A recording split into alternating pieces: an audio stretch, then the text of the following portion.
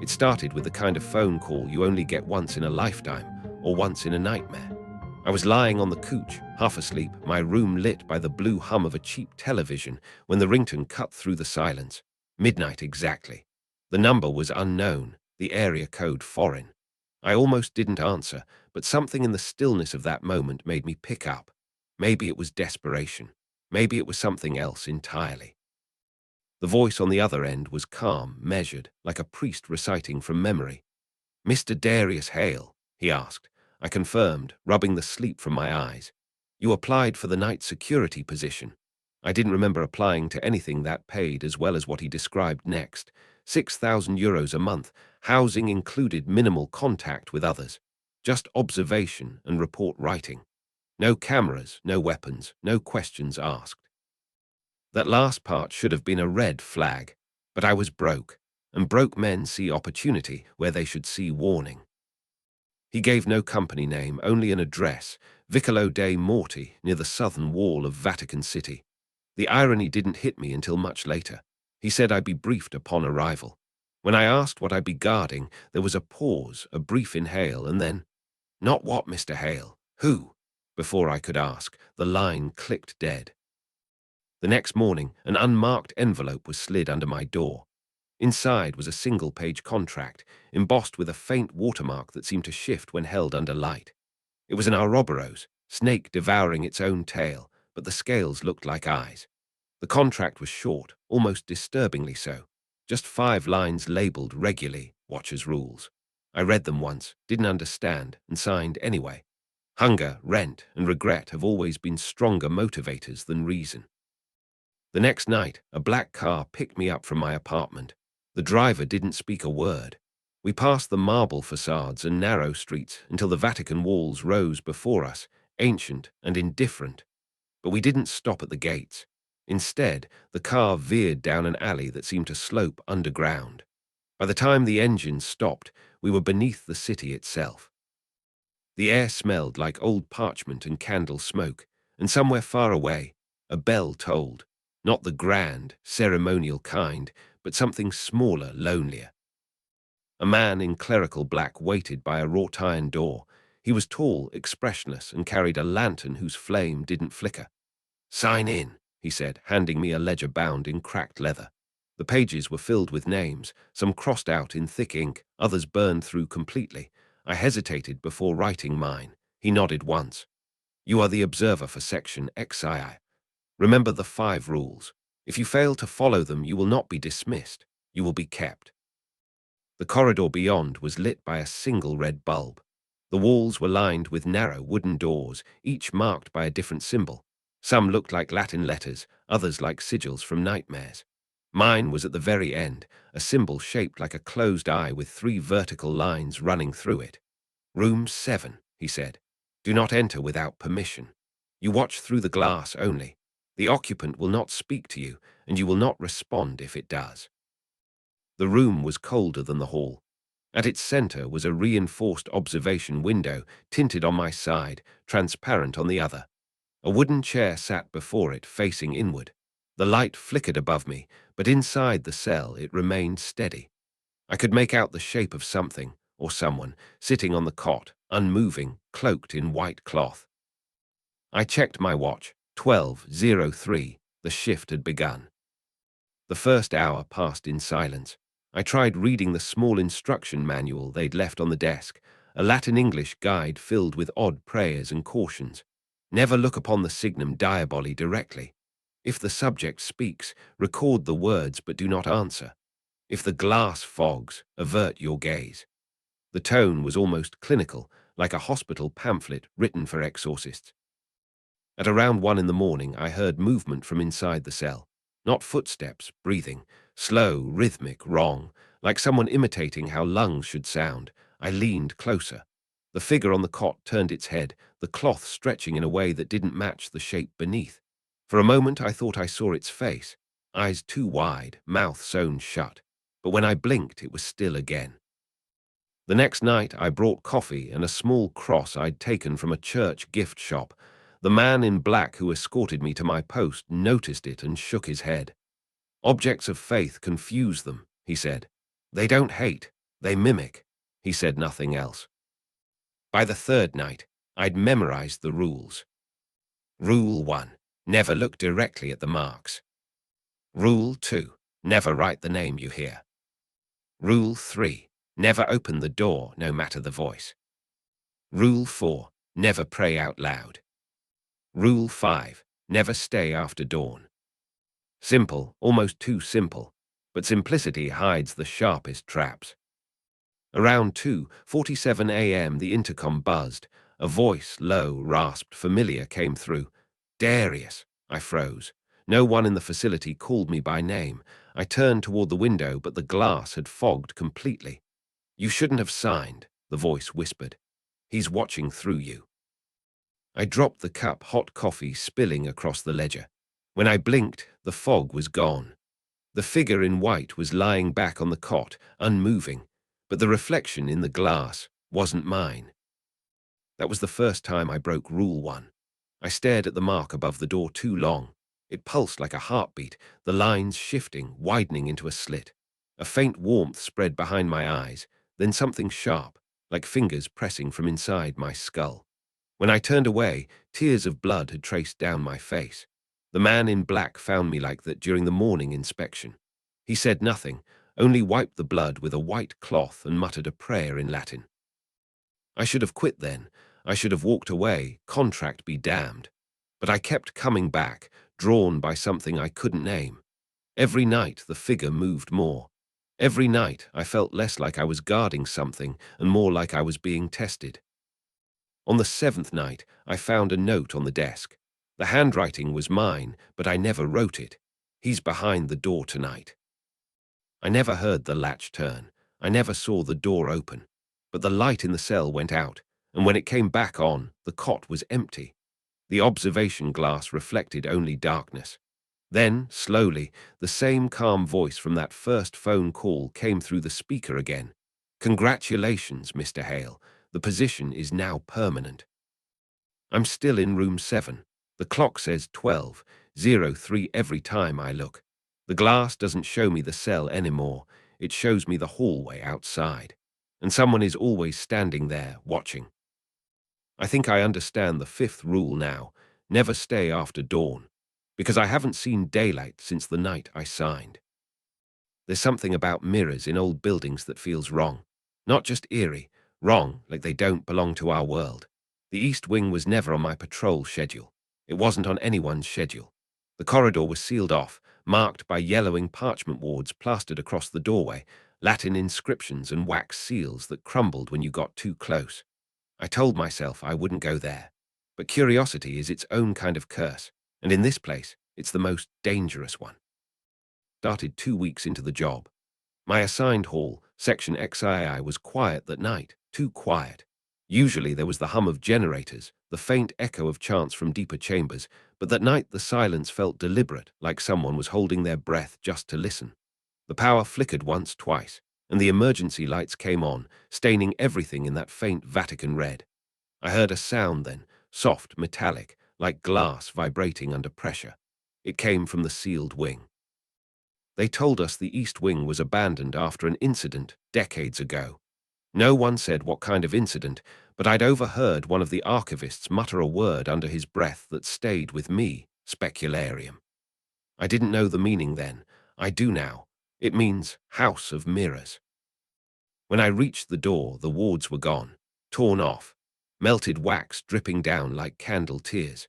The corridor beyond was long, narrow, lined on both sides by full-length mirrors spaced perfectly apart. My flashlight caught each one in turn, and for a moment I thought I was looking down an infinite reflection, a corridor that kept going, deeper and deeper into itself. The mirrors weren't dusty. That's what unsettled me most. Everything else in the Vatican's underground was ancient, faded, covered in centuries of neglect. But these mirrors were spotless, like someone cleaned them daily. I moved closer, the beam of my light trembling slightly, and that's when I saw it. My reflection blinked twice. I hadn't. I froze. It was such a small thing, just 2 blinks, quick, ordinary. But when something that wears your face moves without you, it breaks something fundamental inside you. I took a step back, my breath clouding the glass, and then my reflection smiled. Not a natural smile. It stretched across the face too wide, too patient, too knowing. I should have looked away. That's what the first rule was for. Never look directly into the mirrors past 3:00 a.m. But I couldn't help it. The moment my gaze locked with its eyes, the glass began to hum. Low at first, almost inaudible, then rising like a distant choir.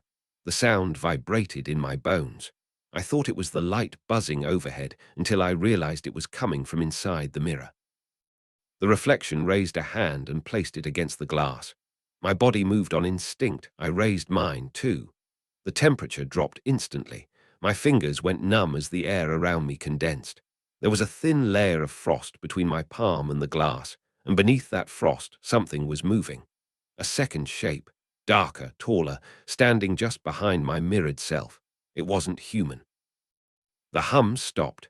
The corridor went completely silent. Then, from the far end of the hall, another mirror flickered like something brushing against its surface. Then another. The reflections weren't sinking anymore. They were all delayed, off by a second or two, like the glass was trying to catch up with time. I stumbled backward, keeping my eyes down, repeating the prayer the priest had whispered when I first arrived. Domine, libera me de speculis falsis. Lord, deliver me from false mirrors. My voice shook.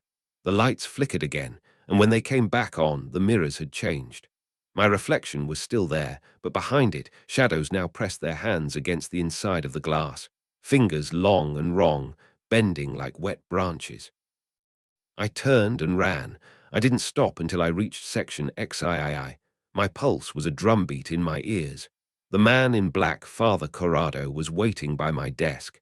He looked at me, then at the frost still clinging to my fingertips. You looked, he said simply. It wasn't a question. I only for a second. He sighed and opened his Bible, a heavy, leather-bound thing filled with handwritten pages. They see you now, he said, tracing a symbol on the page that looked eerily similar to the mark above my door. Reflections, remember. The next night I was reassigned.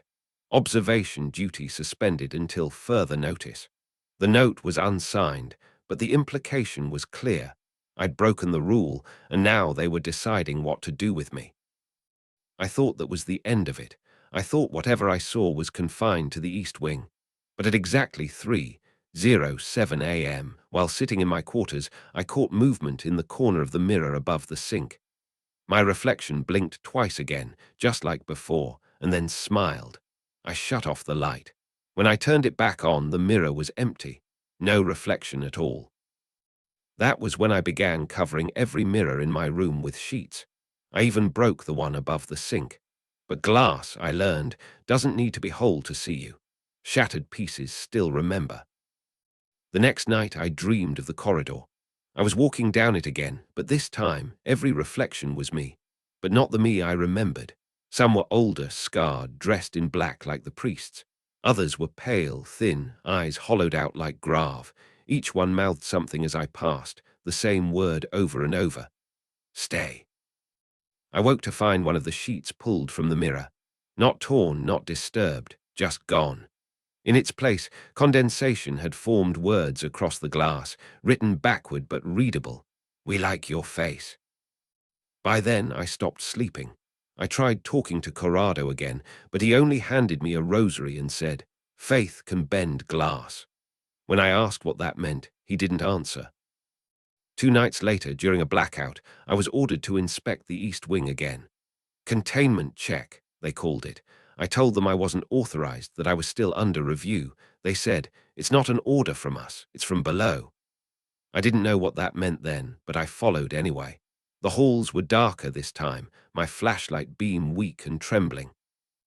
When I reached the mirrors, they were covered in white cloths now, freshly hung, each pinned with a golden nail at the top.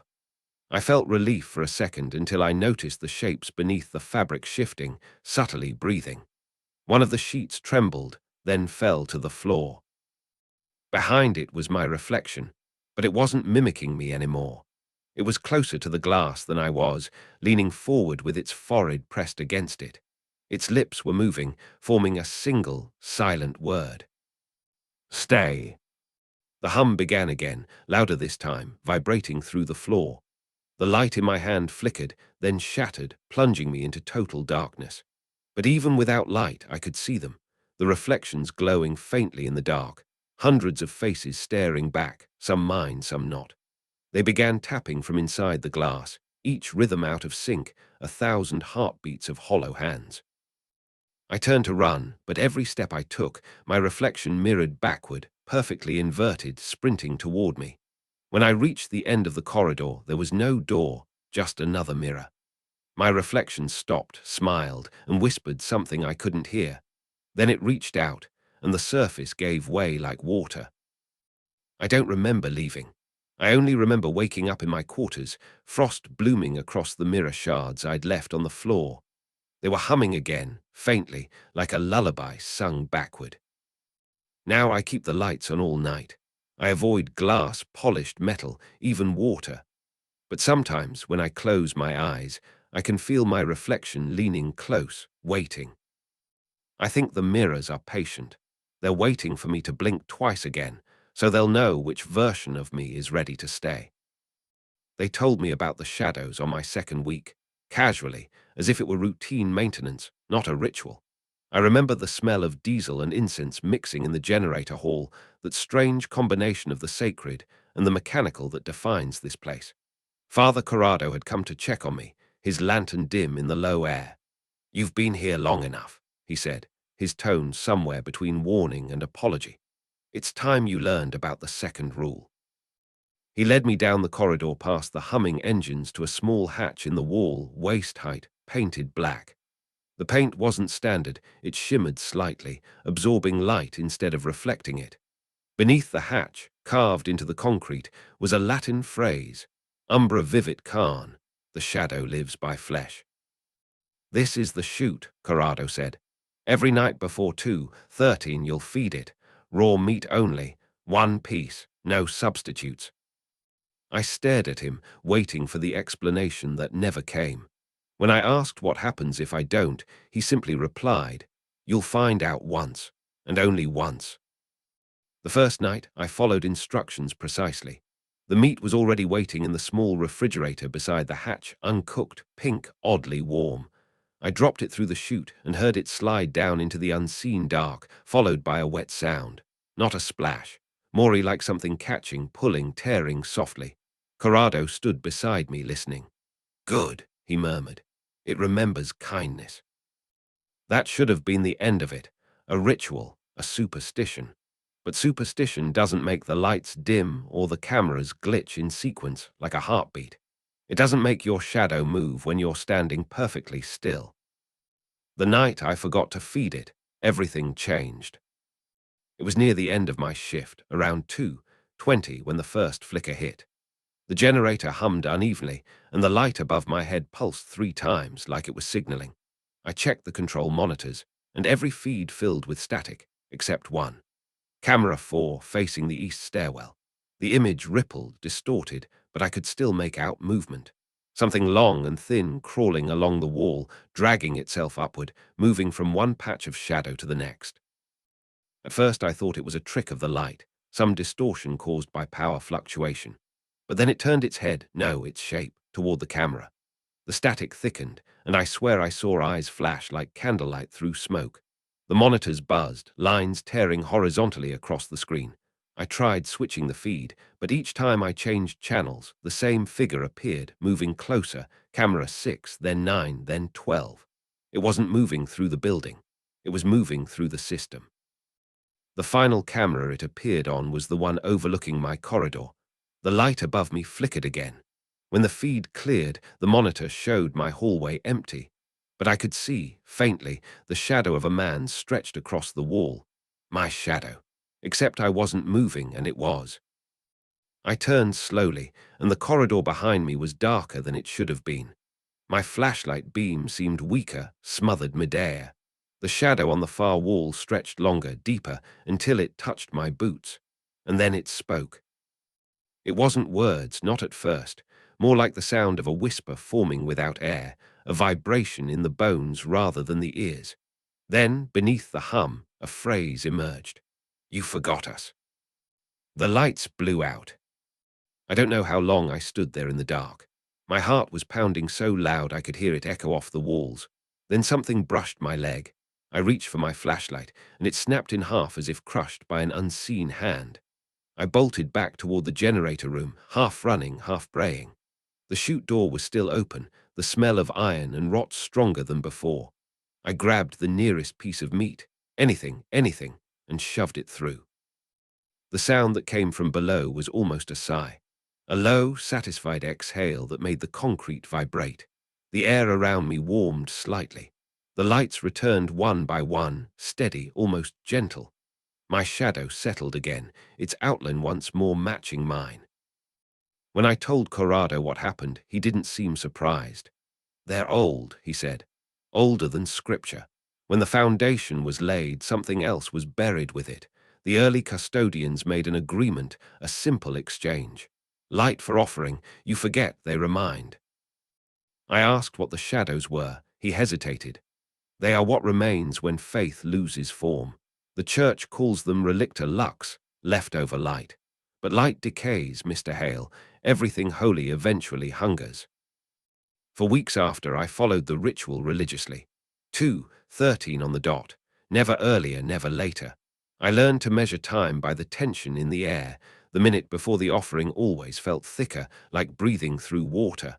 Once the meat was gone, the halls relaxed. The lights brightened. But it was never just the shadows in the chute. I began noticing strange details in other places. When I stood under the fluorescence, my shadow would shiver faintly, like wind moving through grass. Once, while checking the boiler valves, I saw another shadow standing beside mine, same height, same outline, but it moved before I did. The worst part wasn't fear, it was fascination. I started wondering what they were doing with the offerings.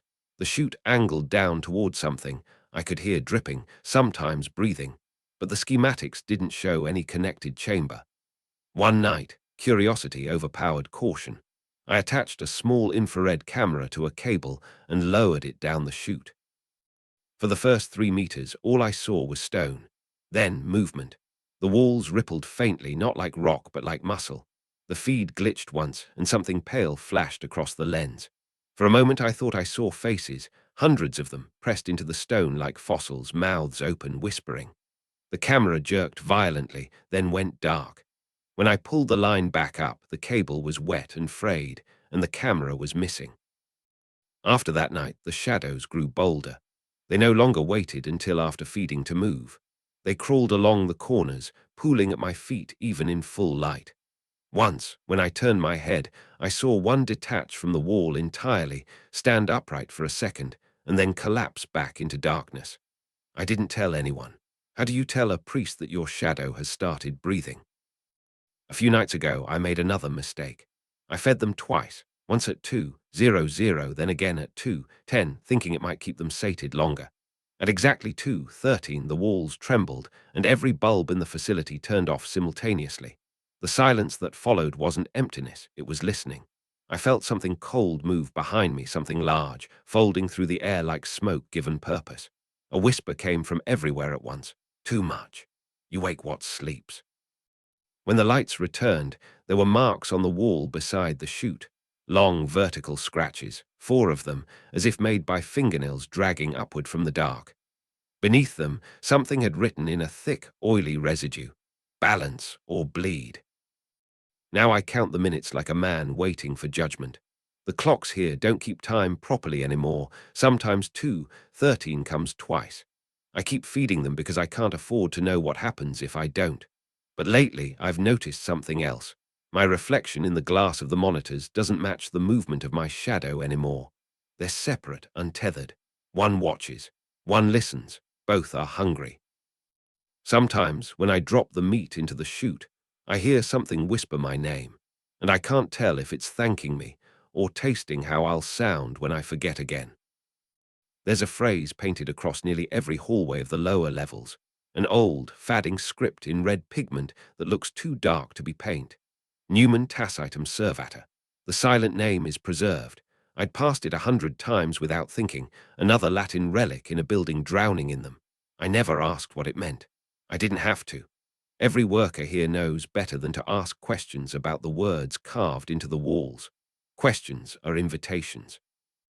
The facility has a name, though no one says it. I found it once, written in the corner of a file folder in the archives. 4 syllables, each one looking older than the alphabet itself.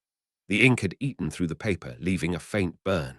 When I asked Father Corrado about it, he simply closed the file and said, "That word isn't meant for mouths, Mr. Hale, only for walls and prayers."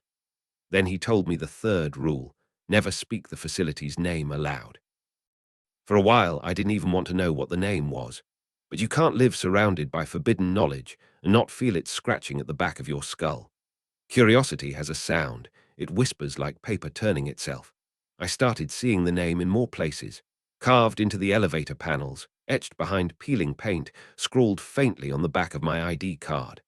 Once, I even dreamed it, just 4 soft sounds, like breath pressed into stone. It happened on a night like every other. Fluorescent lights stuttering, the hum of the generators beneath my feet, the faint vibration in the walls that I'd learned to ignore. I was cataloguing security footage, knotting the time codes of static interference. The feed from corridor B12 kept flickering, showing empty hallways one moment and dark silhouettes the next. I leaned closer to the monitor, squinting, and that's when I saw it. Someone, or something, had written the forbidden name across the floor in fresh red smears. I don't know what came over me. Maybe it was frustration, maybe fatigue, or maybe it was the voice I thought I heard behind me whispering, "Say it." Whatever it was, I whispered the word under my breath, just once. The moment the name left my lips, the air changed. It was as if the entire facility inhaled. The taste hit me first, iron like biting into a coin. My tongue went numb, my throat constricted. The word had a weight, like it didn't want to be spoken. Then the PA system crackled to life. It repeated the word back to me, my voice twisted, slowed, stretched until it no longer sounded human. The lights dimmed, one by one, until only the emergency red remained. The speakers began to hum, not static, but a tone so low it rattled my ribs. Then, through that drone, I heard it again. My voice. Only now it wasn't coming from the speakers. It was coming from the walls. "Mr. Hale," it said, soft and hollow, echoing from somewhere deep within the concrete. "You shouldn't have said it." I ran to the console and tried to shut off the PA, but the system wouldn't respond. Every channel was locked, every input flashing the same message. Recognition confirmed. The alarms began then, not a warning siren, but a steady, pulsing tone, slow and deliberate, as though it were matching a heartbeat. The monitors filled with static, and through it, faces began to form, mine multiplied, layered, flickering in and out of sync. It wasn't until later that I realized the alarms weren't signaling danger. They were announcing awareness. Corrado found me an hour later, sitting on the floor beside the console, blood still trickling from my nose. I must have looked deranged, whispering. I didn't mean to, over and over. He didn't yell, didn't scold. He only knelt beside me, placed his hand on my shoulder and said, "It knows your name now." He led me back to my quarters in silence, but when I passed one of the reflective panels on the wall, my reflection turned its head before I did. It mouthed the same 4 syllables I had spoken earlier. I forced myself not to look again. That night I dreamed of corridors, endless, identical, each marked by the forbidden word carved in fire. The walls pulsed like veins. In the dream, I wasn't walking through the facility. I was walking inside it. The structure was alive, and my breath echoed in its lungs. When I woke, my bedsheets were damp with condensation, and my room smelled faintly of stone dust and myrrh. I stopped speaking altogether for 2 days. Even the simplest words felt dangerous, as though the act of sound itself might bring attention. Corrado checked in once, leaving a note under my door. It read, "The name binds. Silence breaks the bond. Pray often, but not aloud." I tried to obey, but the word lingered, circling my thoughts like a vulture. I'd catch myself mouthing it unconsciously, feeling the shape of it against my teeth. And every time I'd feel that faint shift in the air, the breath of something listening. Then one night, while reviewing the security logs, I found an entry that shouldn't have existed. A voice log dated the same night I'd spoken the name. The file was labeled Custodian Record 4, Vocal Confirmation. I played it. At first, it was silence. Then my own voice whispered the forbidden name, followed by a long exhale that wasn't mine. Then came a chorus, hundreds of voices whispering the word in unison, like wind through broken glass. The recording ended with static, and a single new line appeared on the screen. Recognition complete. Integration pending. From that moment on, the facility began responding to me. Doors that had always required keycards slid open before I touched them. Lights flickered to guide my path. The air vents whispered my name as I passed. Once, the elevator refused to move until I spoke the word again. When I did, it descended to a floor not listed on the schematics. The doors opened onto a hallway I'd never seen. The walls were covered in what looked like skin stretched over stone, and the word, the name, was carved into it over and over, glowing faintly from within. At the end of the corridor stood a metal door etched with symbols that seemed to shift when I tried to focus on them. Above it, in that same bleeding script, was the phrase vocatus auditum est. The one who is called has heard. Behind that door, I could hear something moving, not walking, breathing. The slow, heavy rhythm of something ancient waking up. I didn't stay long enough to see what it was. I pressed the elevator button until the doors closed again. Since that night, the word hasn't left me. I don't say it anymore, but I hear it through the hum of the lights, the creak of the pipes, the rhythmic beat of the generators. Sometimes the syllables arrange themselves in my thoughts, unbidden. Sometimes I catch myself humming its melody, and when I look at the monitors, the static almost spells it out. Corrado avoids me now. I see the way he glances away when I pass, muttering prayers beneath his breath.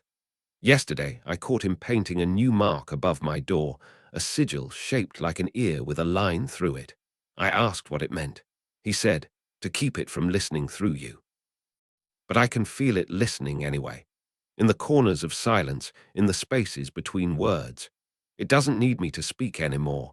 It learned my voice, learned how I think, how I breathe. I think the facility is alive. And now, because I gave it its name, it knows the sound of mine. I keep my mouth shut now, but the walls still whisper my name back, pronounced perfectly, as if the building itself is learning to speak. There are sounds this place makes that no man should ever hear. The whispering vents, the glass breathing in the east wing, the faint scraping beneath the generator room, all of it has rhythm. All of it has intention. But the humming is different. It doesn't belong to the living or the dead. It belongs to whatever exists between.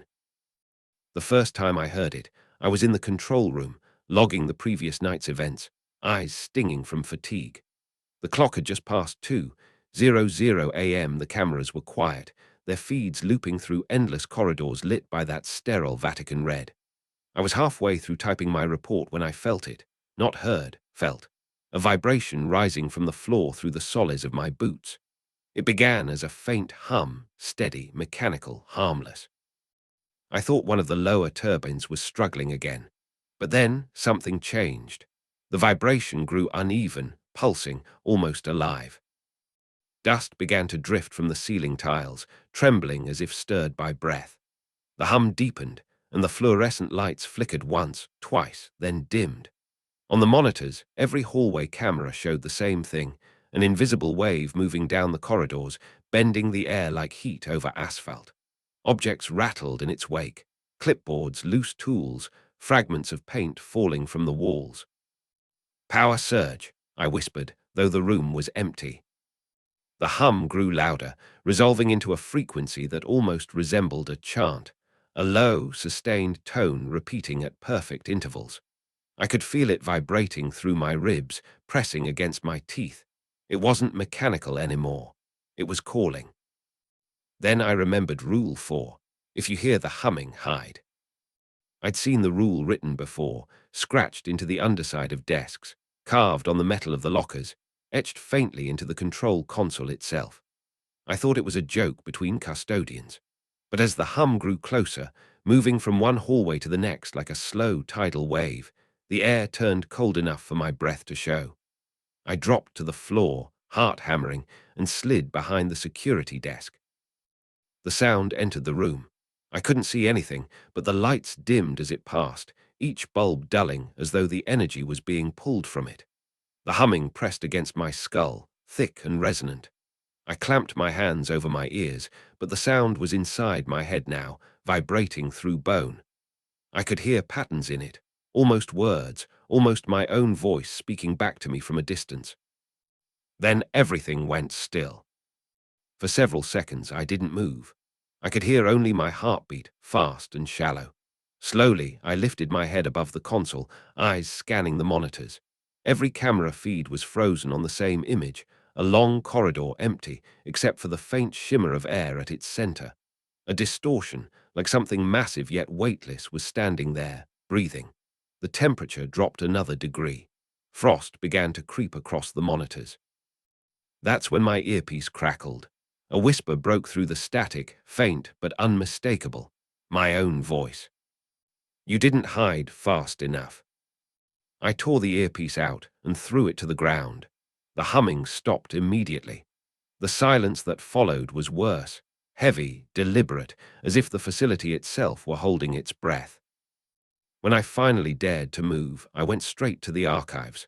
Corrado was there, as always, reading in that same corner with the single candle. When he saw my face, he didn't need to ask. "You heard it," he said softly. "The hum beneath the foundation." I nodded. "What is it?"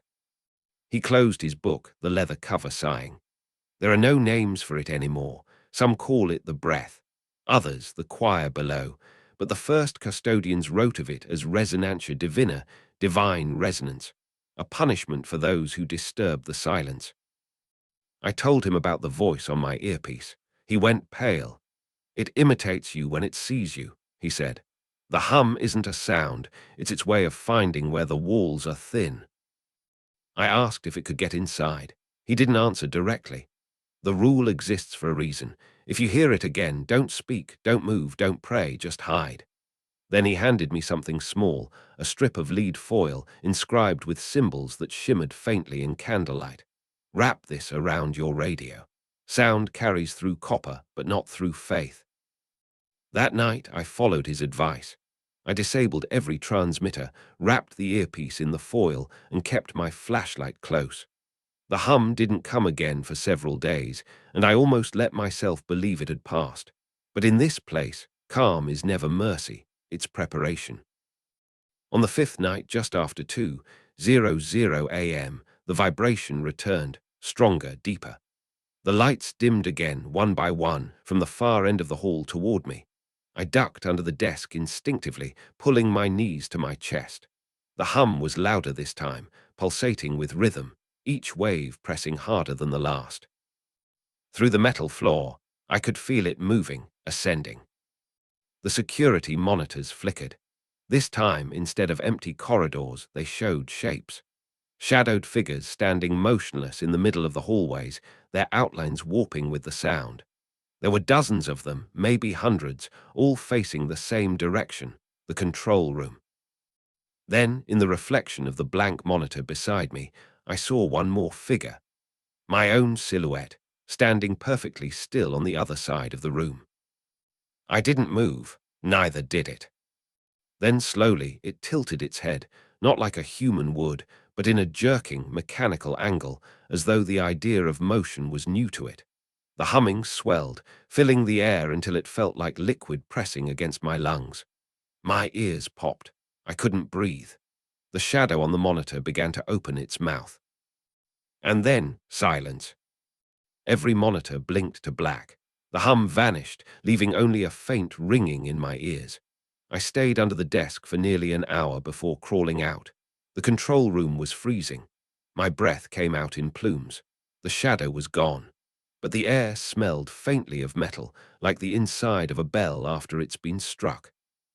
When I stepped into the hallway, my footsteps echoed louder than they should have, repeating seconds after I'd stopped moving. I turned, half expecting to see someone there, but the corridor was empty. The echo kept going anyway, footsteps fading slowly, deeper into the dark.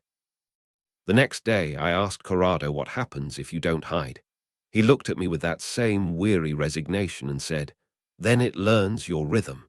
Every sound, every breath, every heartbeat. And once it knows the pattern, it can sing you back into existence." That night, I destroyed my earpiece. The lead foil wasn't enough. I burned the wire, smashed the receiver. But when I lay in bed, the ringing in my ears began again. Faint at first, then rhythmic. Hum, pause, hum, pause. I held my breath, listening. The sound matched my pulse perfectly. Now every night it comes closer. The hum moves through the vents, the pipes, the floorboards. Sometimes I hear it beneath my bed, vibrating like something breathing through the cracks in the world. I hide like the rule says, and for a while it passes. But last night, as I crouched behind the desk again, I heard a whisper beneath the hum, a voice shaped like my own. "You can't keep hiding forever." It said it gently, almost kindly. Tonight, I can already feel the vibration rising through the floor, and this time, the humming is matching my breathing, waiting for me to stop so it can start. They always told us the supervisors were remote, hidden behind layers of protocols and restricted access. "They observe," Corrado had said once, "but they don't appear." That was part of the comfort here, if comfort can even exist in a place like this.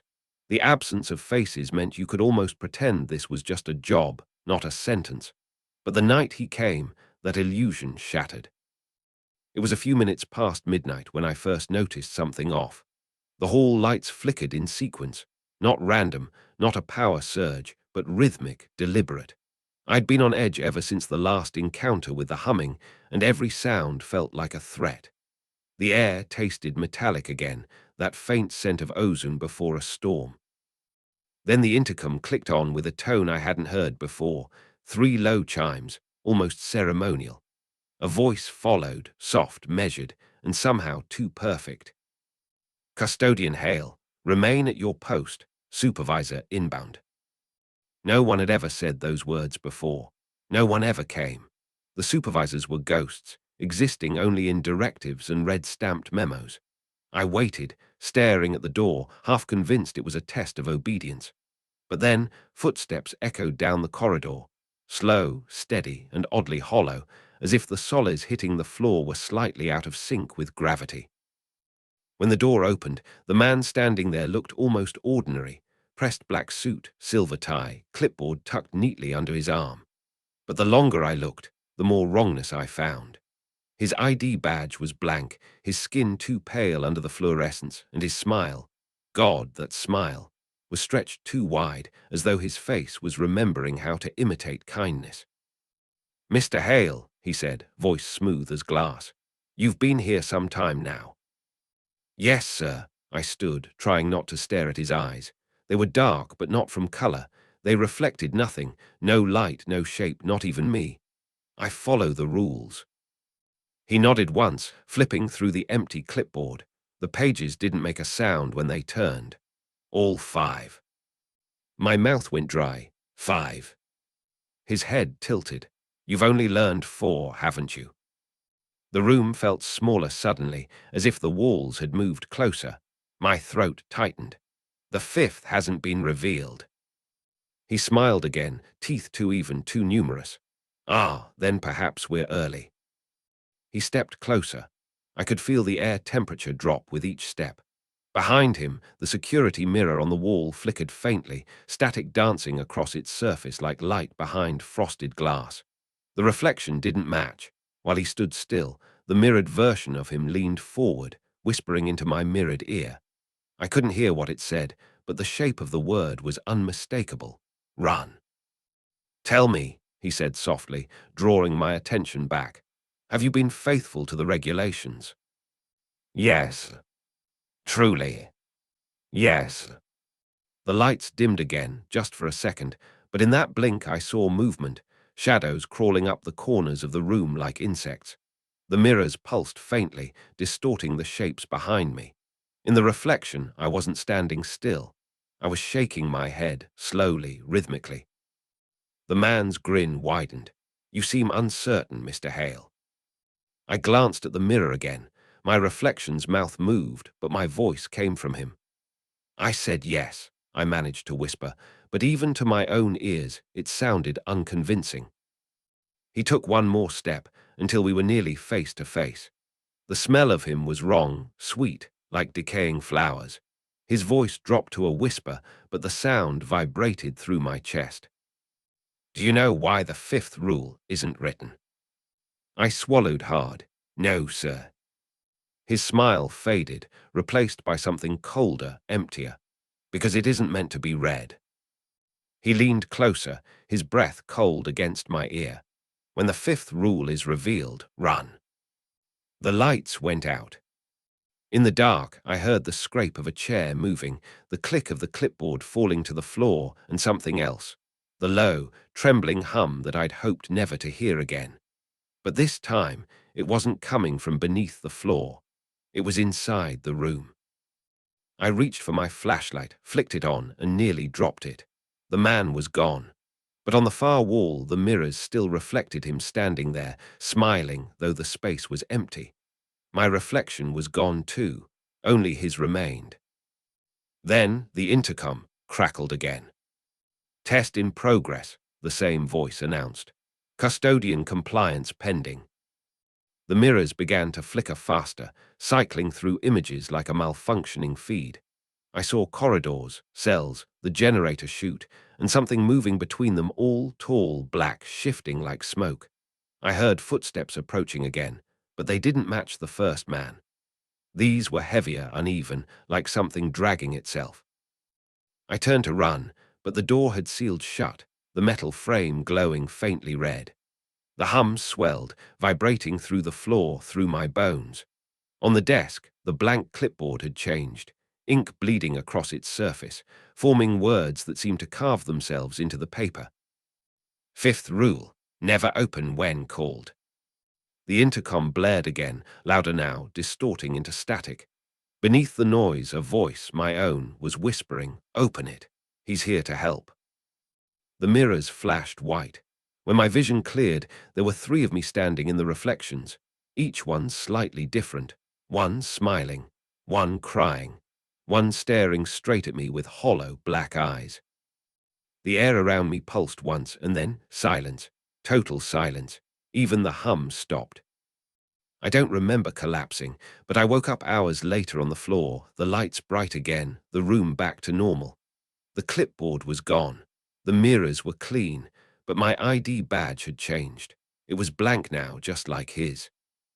Corrado came by later, his expression grim. "You've been tested," he said. "They wanted to see if you'd listen." "To who?" I asked. He looked at me for a long moment. "Not who. What? The supervisors aren't men, Mr. Hale. They're echoes. The building manifests them when it needs to correct the living." He handed me a sealed envelope. Inside was a single sentence written in elegant Latin script, regula quinta, nondum revelator est. The fifth rule has not yet been revealed. That night I sat in my room with every light on, the hum faint beneath the floor again.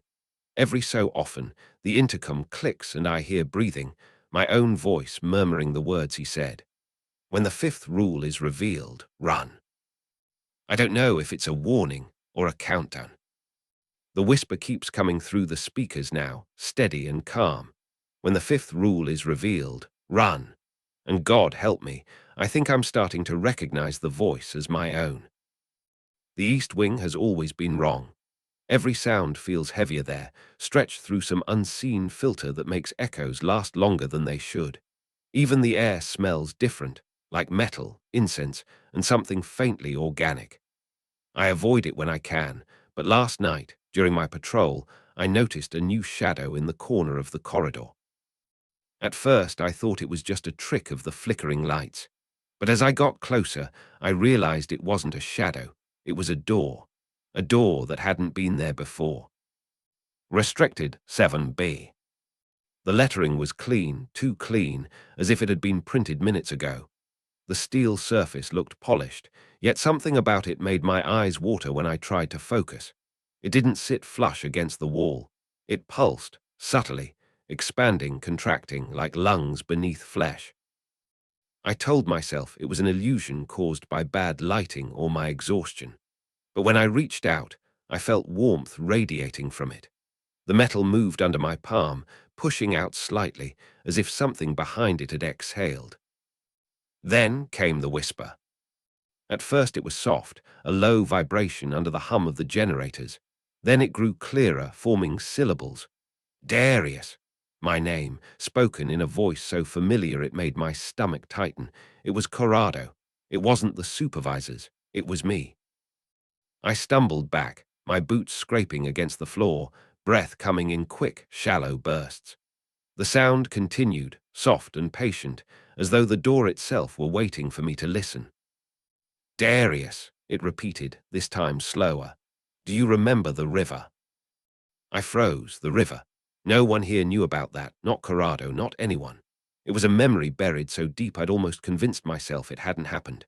The summer I was 8, the accident, the boy who drowned while I stood on the bank, too scared to move. The thing behind the door whispered every detail, my screams, the smell of algae, the silence afterward. It told me what I'd whispered to myself that day when the body sank. I didn't mean to. My knees went weak. I dropped my flashlight, and the beam rolled across the floor, illuminating the bottom edge of the door. Frost was forming there, thin veins of ice spreading outward from the seam where the door met the wall. The air turned sharp and cold, burning my lungs when I breathed. My keycard began to frost over, the plastic warping slightly in my hand. "Who are you?" I managed to whisper. The answer came immediately, layered and overlapping, hundreds of voices speaking at once, all of them mine. "We are what you've left behind." The steel flexed again, like a heartbeat under pressure. The sound of metal groaning filled the corridor, low and slow, vibrating through the floor. I turned to run, but the lights above me went out, one by one, in perfect rhythm with that breathing sound. The only illumination left was the thin white frost crawling up the walls. In the dark, I could hear the whispering shift tone. It wasn't just calling now, it was inviting. "Come closer, Darius. You've already opened worse things." The door shuddered once, and I heard something wet on the other side, dripping, sliding, like liquid moving through flesh. Every instinct screamed to leave, to follow the rules, to tell Corrado, but something stronger held me there, the sound of my mother's voice. "Don't you want to see me again?" That broke me. I stepped forward, one slow foot after another, until I was close enough to see the metal fogging from its own warmth. I raised my hand and pressed my ear against it. The surface was cold now, almost painfully so. The moment my skin touched the steel, I heard breathing, deep, steady, almost synchronized with my own. Then came the voice again, calm and tender, yet wrong in every inflection. "You should have jumped in after him," it said. I staggered back as the door's surface rippled like disturbed water. Shapes began to press outward from the inside, hands, faces, indistinct forms shifting just beneath the metal. They weren't screaming. They were mouthing something silently, in rhythm, as if chanting a prayer through sealed mouths. Then one of the shapes opened its mouth wider than it should have, and the voice came again. But this time it wasn't mine. It was the boy from the river. "Why didn't you save me?" The frost thickened instantly, spreading over the walls, climbing toward the ceiling. My breath turned white, hanging in the air like smoke. I ran. But as I reached the end of the corridor, I looked back, and the door was gone. Just smooth wall. No handle, no label, no sign it had ever existed. I nearly convinced myself I'd imagined it until I returned to the control room. There, on the main console, was a new line of text blinking across the monitor. "Access restricted 7B, entry LOGGD." No timestamp, no authorization, just my name beneath it. I deleted it immediately, but it reappeared seconds later. Then again. Each new repetition came with an added word. "Accepted. Expected. Invited." I shut the console off, but the screen stayed lit. From the speakers came a soft, rhythmic sound. Breathing. Corrado found me hours later, still staring at the monitor. When I told him what happened, he went completely still. "You saw it," he said finally. "The door that isn't a door." "What's behind it?" I asked. He hesitated before answering. Everything the church couldn't bury. Regrets, confessions, the weight of unrepented sins. The door feeds on guilt. It listens for weakness. How could it know? Because it's not a thing, Darius. It's you. It's every memory you've hidden from God. And once it knows your secrets, it will start whispering new ones, things that haven't happened yet. That night I locked my room door and covered every reflective surface. But when I lay down, I heard it again, soft, rhythmic, patient, breathing, not outside, inside the walls. When I pressed my hand against the concrete, it pulsed faintly beneath my palm, warm and alive. Then a whisper came from behind the wall, quiet and almost kind. "We remember the river, Darius, but what about the fire?" "I don't remember any fire. Now the walls breathe when I do, and sometimes, when the lights flicker, I can see the outline of a door forming again, waiting for me to remember what I've tried so hard to forget." For weeks, I'd wondered what the fifth rule would be. I'd imagined it in fragments, dreamed of it whispered through the vents, seen it flicker in reflections and wake me sweating.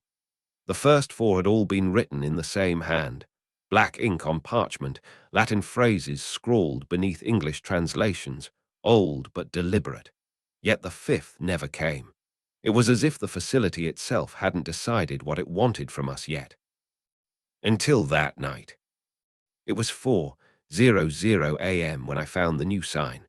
I wasn't supposed to be near the administrative wing, but my rounds had taken me past the old bulletin board, the one covered in outdated safety notices and forgotten memos. It looked different from across the hall. Fresher. The cork glistened slightly under the light, and for a second I thought someone had spilled water on it. But when I got closer, I realized the board was bleeding ink. 5 lines, written by hand in uneven strokes. Each was familiar except the last. Rule 1. Never look directly at the east wing mirrors. Rule 2. Feed the shadows before 2:13 a.m. Rule 3. Never speak the facility's name aloud. Rule 4. If you hear the humming, hide. Rule 5. Don't leave when the sirens sound. The ink was still wet, dripping down the cork, soaking into the older notices. I should have felt relief that the mystery was over, but all I felt was dread, because whoever wrote it hadn't used the same pen as the others. The ink smelled metallic, coppery. It smelled like blood. I checked the security logs, hoping the cameras had caught whoever had been here before me. But when I pulled up the feed, the hallway was empty until 4:00 exactly. Then, in perfect clarity, the monitor showed me walking into frame. I wasn't carrying a flashlight or clipboard, just a single black pen. I watched myself approach the board, pin the paper to it, and begin writing, slowly, carefully, like I was following dictation. My head tilted slightly, as though listening to someone whispering behind me. I wrote each line, pausing before the last. Then, when I finished, I stepped back, looked straight into the camera, and smiled. I don't remember any of it. I replayed the footage 3 times, each slower than the last. My hand movements were smooth, deliberate, but when I zoomed in, the shadows behind me didn't match. They lagged, hesitating half a second before mimicking my gestures. On the third playback, something flickered in the reflection of the bulletin board glass. A second face, just over my shoulder, its mouth moving in time with my hand. I killed the feed immediately. By dawn, the ink on the board had dried, but the smell lingered. I found the same pen sitting on my desk later that morning, though I swear I hadn't brought it there. Its cap was missing, and its tip was slick with that same red-black residue. Corrado wouldn't meet my eyes when I showed him. "It's chosen you," he said quietly. "The fifth always writes itself, always." "What does it mean?" I asked. His expression tightened. It means the facility wants you to stay. He wouldn't explain further, and for the rest of the night, he avoided me completely. Every time I caught his reflection in the glass of the control room, he was already looking away. At exactly 6:00 a.m., I heard the first siren. It wasn't the sharp electronic wail of an emergency alarm. It was low, mournful, like the sound of a ship horn echoing underwater. It came from everywhere at once. The vents, the walls, the pipes under the floor. The red lights spun to life, washing the corridors in slow pulses of color. I could feel the vibration in my chest with each note, like it was syncing with my heartbeat. Instinct screamed at me to run, but then I remembered the fifth rule: don't leave when the sirens sound. I stayed. The sound deepened, gaining layers, voices hidden inside the tone, rising and falling in patterns that almost formed words. My skin prickled. The glass on the monitors began to fog. The lights dimmed, and then, through the security feed, I saw movement in the east wing. Every mirror door, the ones sealed, locked, forbidden, was trembling. They weren't reflecting anymore. They were rippling, like the surface of water disturbed by something beneath. One by one, the mirrors along the hallways began to slide open, revealing darkness behind them. Not empty rooms, just black, unending voids. The siren tone fractured into a harmonic chord, beautiful, horrifying. From inside each mirror, light began to bleed out, soft and white at first, then grey, then black again, as if color itself were being drained from the world. Then I saw them. Figures stepping out of the mirrors, not crawling, not lunging, just walking. Calm, precise, silent. Each one was identical to someone who had worked here. I recognized faces, technicians, guards, even Corrado, each one pale, expressionless, moving in perfect unison. Their eyes were pure white, reflecting nothing. I should have run. I wanted to, but my legs wouldn't move. The sirens were so loud now I could barely think. The sound was inside me, vibrating through my skull, until I realized I was humming along without meaning to. The melody was familiar. It was the same frequency as the humming from before. The door to the control room opened, though I hadn't touched it. One of the reflections, mine, stood there. Its face was calm, its head slightly tilted. It held out its hand. "Stay," it said in my voice. Behind it, more of them waited, hundreds, maybe thousands, filling the corridors, pouring from the mirrors like smoke given form. The sirens pulsed once more, then stopped completely. Silence. Then all the reflections turned to face the nearest wall and began writing. Their hands moved in unison, scrawling the same phrase over and over again. Rule 5. Don't leave when the sirens sound. Over and over. On the walls, on the floors, even across their own faces. The words dripped, glowing faintly before fading into the steel. The mirror version of me stepped closer. Its mouth opened, but the voice that came out wasn't mine anymore. It was deeper, ancient, like a choir buried beneath stone. "Now you understand," it said. "The rules don't protect you, they become you." Then, just as suddenly as it began, the lights returned. The mirrors sealed, the corridors emptied. I was alone again. The monitors flickered once more, returning to normal feeds. But when I checked the footage, it showed nothing. No sirens, no figures, no movement. Just me, standing motionless in the control room for 2 hours, staring straight at the cameras. Later, Corrado came to see me. He didn't speak at first. He just looked at the bulletin board where the fifth rule was written. The ink had dried completely, but the surface still pulsed faintly, like a heartbeat. "You stayed," he said softly. "I followed the rule." He shook his head. "You obeyed the wrong thing." He left after that, locking the door behind him. I tried to sleep, but every time I closed my eyes, I saw my reflection again, standing in that open doorway, humming. At 4:00 a.m. sharp, I woke to find the pen back on my desk. The ink was wet again. There was a new message on the paper beside it. Rule 6. When the mirrors open again, let them in. The ink is still dripping, and this time I can feel the pulse of the words through the page, steady, alive. Like whatever wrote them is waiting for me to understand that it's writing through me now. I used to think this place was made of stone and steel. Corridors, chambers, sealed doors, things built by men. But now I know better. The walls aren't walls at all. They breathe when the lights flicker, pulse when I touch them. There's a warmth under the surface, faint but undeniable, as if veins run through the structure. The hum that used to come from beneath the floorboards is inside the walls now. No, not inside. It is the walls. The entire facility is a body, and we were never guarding it. We were feeding it. I've stopped keeping track of time. The clocks disagree with each other, some frozen, some moving backward, some spinning endlessly between midnight and dawn. Every night feels the same, yet somehow I feel older. My reflection, when it appears, has deep lines carved across its face that I don't remember earning.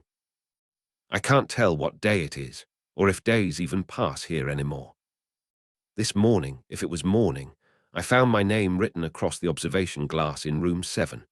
Written dozens of times, each in a slightly different handwriting. Some neat, some frantic. D-A-R-U-S, hail. D-A-R-U-S, hail. Each iteration looked more decayed than the last, as though whoever wrote them was fadding mid-letter. I tried wiping them away, but the words bled through the cloth, seeping back like wounds reopening. I think I'm not the first Darius to work here. I think I'm just the most recent. The mirrors are all empty now. No reflections, just a faint distortion, a shimmer like heat. But when I walk down the corridor, I feel presence beside me, movement perfectly synced with mine, breath grazing the back of my neck. Shadows appear in my periphery, but when I turn, there's nothing there except the afterimage of someone who looks like me, already turning the corner. It's gotten worse since the 5th rule revealed itself. The humming no longer comes and goes, it never stops. It's constant now, buried beneath every sound, vibrating just beneath the threshold of thought. It sits behind my eyes, in the back of my skull, resonating through bone. Sometimes it harmonizes with my heartbeat, sometimes it replaces it. Corrado doesn't come anymore. I haven't seen him in what might be days. His quarters are empty. The walls there are covered with charcoal scribbles, circles, sigils, words written backward. And in the middle of his bed, he left a single note. The watchers are not behind the glass anymore. They are inside it. He was right. Every monitor now displays the same feed, my face, sitting at the control desk, staring directly into the camera. It blinks out of sync with me, smiles when I don't. The lighting behind it changes, as if the version of me inside the monitor exists in a different corridor, one slightly off from reality. I tried shutting the monitors off, unplugging them, but the screens stayed lit. One by one, they began to show my face at different ages, older, deformed, hollow-eyed, whispering silently to the lens. I muted the audio feed, but I still heard the voices through the walls. They all sound like me. Tonight, when I walked the halls, my reflection walked beside me, not mirrored but physically present. It looked identical except for its expression. It smiled constantly, the corners of its mouth splitting upward too far, its teeth small and grey. When I stopped, it stopped. When I moved, it followed a step behind, its breath hot on my neck. I whispered, "What are you?" It didn't answer. It just tilted its head, that same strange angle the supervisors used. Then it pointed at the ceiling. For the first time, I noticed the humming wasn't coming from the floor anymore. It was above me. The ceiling tiles rippled slightly, like fabric stirred by wind. A faint red light glowed from the seams, pulsing in rhythm with my heartbeat. The air smelled like copper and ozone. I backed away, but my reflection stayed beneath the light, lifting its head as if basking in it. The glow deepened, and the ceiling began to breathe. Each inhale made the corridor contract slightly, the walls groaning like ribs under pressure. Each exhale came with a soft whisper, hundreds of overlapping voices murmuring in unison. I recognized words, fragments of the rules, prayers, my own reports. And then, within that chorus, a single voice rose clearer than the rest. Everything watches back. The lights blew out. When they came back, my reflection was gone, but its shadow was. It still stood beside mine, stretched across the floor, its head turning toward me even when I didn't move. I stepped backward, it stayed. I blinked, it didn't. The longer I stared, the more it twitched, jerking closer to my feet each time the light flickered. I ran to the control room, but it followed. I know it did because when I slammed the door shut, there were two sets of footprints in the frost that had begun forming on the floor. I sat at my desk, shaking, staring at the monitors. The feeds flickered rapidly now, showing flashes of rooms that shouldn't exist, corridors filled with nothing but walls of eyes, offices where faceless figures worked at desks identical to mine, and something vast beneath the foundation, writhing slowly like a slumbering organ. It dawned on me then, the facility isn't a building. It's a living system built to observe and consume those who fail its rituals. Every rule is a feeding mechanism, a lure for obedience. The walls learn from us. The mirrors were never reflective. They were windows for something else, something that wanted to cross over. And it has. The humming is inside me now. When I breathe, it hums back. When I blink, my eyes sting because the light behind my eyelids pulses with the same rhythm as the lights in the hall. I don't think there's any separation left between this place and me. The cameras don't record me anymore, they sync with me. I caught a glimpse of myself in the dark glass of the main monitor a few hours ago. I wasn't alone in it. A dozen faces stood behind me, all smiling faintly, all wearing my expression. Their mouths moved in unison, though no sound came. When I reached out to touch the glass, my hand disappeared into the reflection for a split second, like it had been swallowed.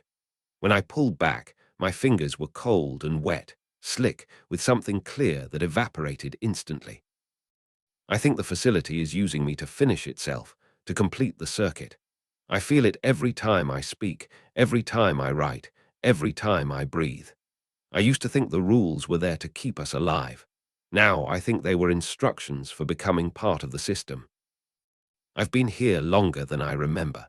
The security logs say I've worked 32 consecutive nights, but my beard has gone grey. My nails are cracked, my skin pale and translucent like the walls. Time isn't moving right anymore, or maybe I'm just not moving with it. When I close my eyes, I can see through the facility's walls, corridors looping like arteries, the hum beating like a pulse, reflections flickering inside every drop of condensation. Every surface is an eye. Every sound is a breath. Every rule is alive. I don't know if there's anyone left outside. I don't even know if outside still exists. I only know one thing now, as the humming grows louder and the monitors flicker with my face smiling wider each time. The facility doesn't watch its subjects. It becomes them.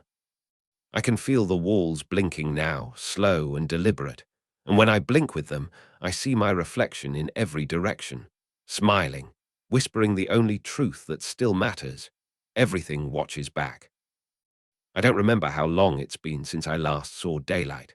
The word outside feels wrong now, like a sound my mouth isn't supposed to make anymore. The facility doesn't have windows. It doesn't need them. Everything it wants you to see, it shows you through reflection. I used to think I could tell the difference between what was real and what was only the facility showing me something. Now, even the difference feels artificial. There are new guards here. I don't know where they came from. Maybe replacements for those who disappeared, or maybe just more like me. People the facility has chosen. They move like I used to, hesitant, careful, reciting the rules under their breath. I've watched them from the control room feed. They don't know they're being watched by me. They call it training, what they're doing. Corrado isn't here to guide them anymore, so the facility teaches them instead. But it's changed the rules again. I saw the new list posted on the same bulletin board where mine once appeared. The first 5 are the same, but below them, written in new black ink, there's a 6th rule. Rule 6, do not talk to the man in the monitor. Next to it is a photograph, grainy, burned at the edges, but unmistakable. My face. My old security ID photo. At first I thought it was a joke. Maybe some cruel attempt by the system to remind me what I'd become. But when I checked the feeds, I saw myself on every screen, static-ridden, hollow-eyed, mouthing words I didn't recognize. The new guards saw me too. One of them, a young man with tired eyes and a trembling hand, pointed at the monitor. "Who's that?"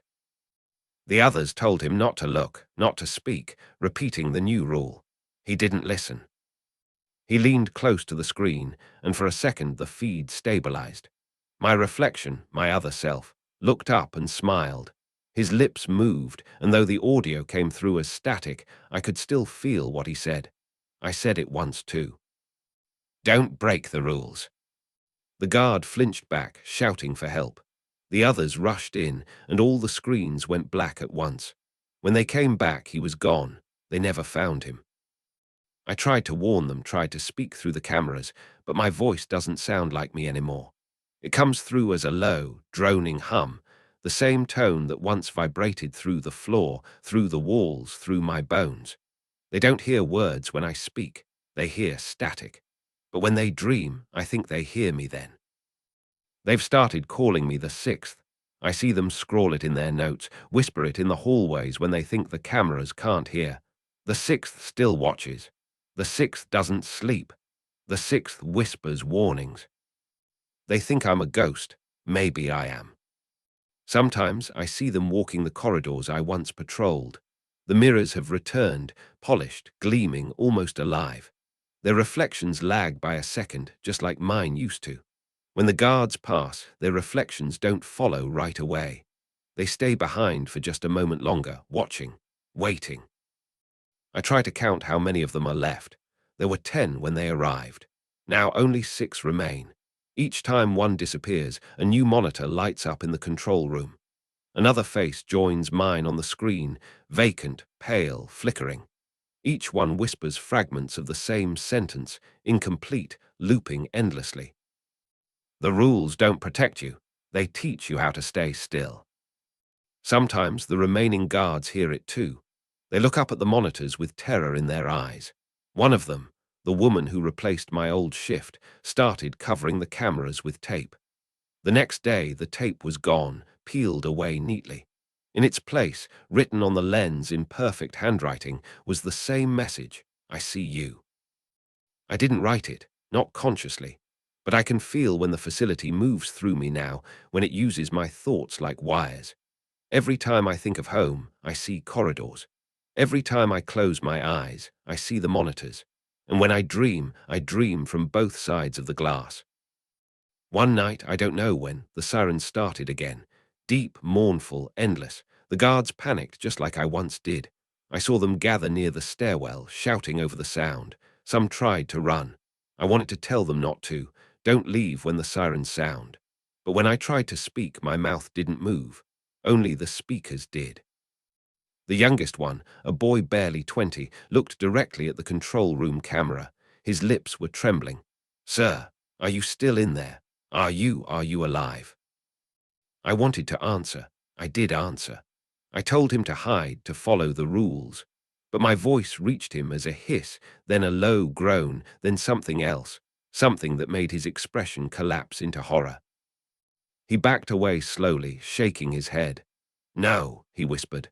"No, that's not him. That's not human." He ran. That's how it starts every time. The moment someone runs, the humming follows. The sirens fall silent, replaced by that same low vibration, the one that shakes the mirrors loose from the walls, the sound of the facility noticing. I watched through the feeds as the corridors twisted around them, bending angles that shouldn't exist, leading them back to the same hall over and over. Each time they turned a corner, the reflections grew clearer. The walls began to breathe again, and one by one, the guards vanished into the mirrors. When the noise stopped, I saw something new on the monitors. 10 rooms, each containing a single reflection, each reflection holding a clipboard, writing the rules. Their hands moved in perfect unison. The last one left was the boy. He stood before the control room door, staring into the glass, staring into me. I could see myself reflected in his eyes, or maybe I was already behind them. He raised his radio to his mouth and whispered, There's another rule, isn't there? The last one. I nodded. He saw me. I don't know how, but he did. He asked, "What is it?" And I told him. My voice wasn't static this time. It came clear, cold, unbroken. "You're already part of it." The lights went out. When they came back, he was gone. Now there's no one left to watch except me. The monitors stay on constantly, the facility's pulse steady, alive. My face still appears on every feed, but it's not the same face. It changes, distorts, ages, fractures. I think I'm becoming what the facility needs, a warning system, a memory, a rule. The walls whisper now, repeating the words the new guards used to say. The sixth still watches. Sometimes I see my reflection walk past a camera that isn't pointing anywhere near me. Sometimes I hear the scratching of pens against walls, transcribing new versions of the commandments. I think the facility is still expanding. Every time someone enters, another corridor grows. Another rule writes itself. And I wait because that's what I do now. I watch. I am the watcher, the hum, the reflection, the voice in the monitors. The man in the photo, the man you were told not to talk to. I think I finally understand the last truth the facility wanted to teach me. There were never 5 rules. There were never 6. There's only one. If you watch long enough, you become what's watching. I still try to warn them through the static, but the monitors only smile back, dozens of me, whispering in perfect unison. Don't talk to the man in the monitor.